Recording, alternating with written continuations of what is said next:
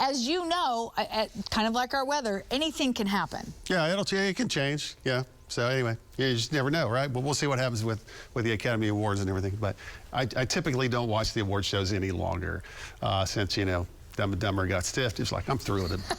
Totally through with all of it. Let's go clouds and gusty winds and strong winds right now on the Oklahoma-Arkansas state line area.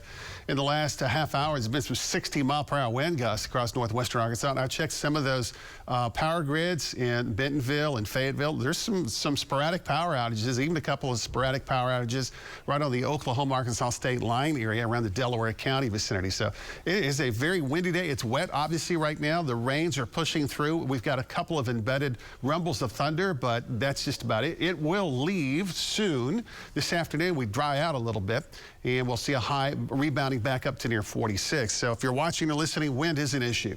The wind advisory for most of eastern Oklahoma goes until 5 o'clock. The high wind warning technically is for a couple of counties here in northwestern Arkansas with winds that could gust to around 60 miles an hour.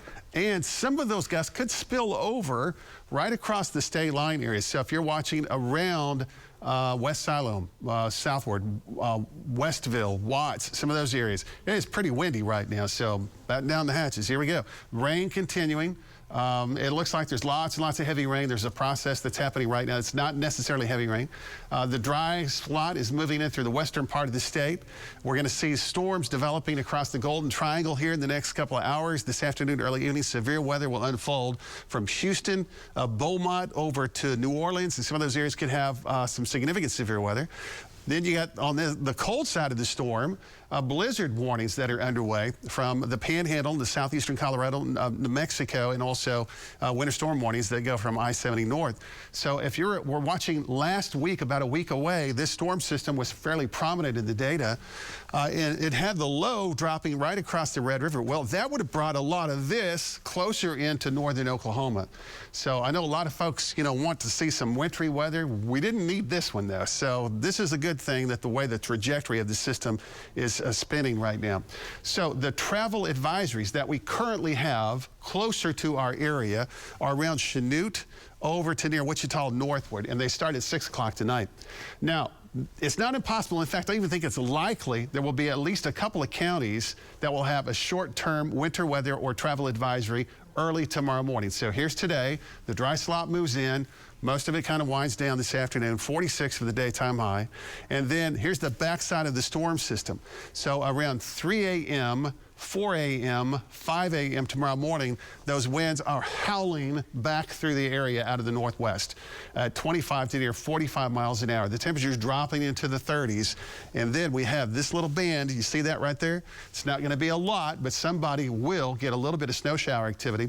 Let's say 6 to 7 around the Tulsa area, between 8, 9, and 10 o'clock on the Oklahoma-Arkansas state line area. If we have anything, I think it'll be like the last storm system. If we have anything that is more than just a little bit of a dusting, it's more than likely going to be right in through here across the extreme eastern Oklahoma, Arkansas state line area. And tomorrow afternoon, I think we'll even have some sunshine, and the temperatures will be pretty chilly into the 30s. So this is the snowfall projections for early tomorrow morning. Just a dusting is a possibility, and this is not a high probability for Tulsa. And then just a little bit to the north and northeast in that shade of blue, that's the area that I think we get a ½ inch to maybe an inch on the grassy areas. We get through with this system. Check out Wednesday and Thursday. Okay, it's looking good at 56, and then boom, the bottom drops out. That's a big Arctic air mass that's moving in Thursday night and Friday through the foreseeable future into next week. Very, very cold weather. And when we get the cold weather already in place, we have these storm systems that arrive. This is the time of the year that we typically start to see more of our impactful wintry weather opportunities. We will keep you posted. Absolutely. It is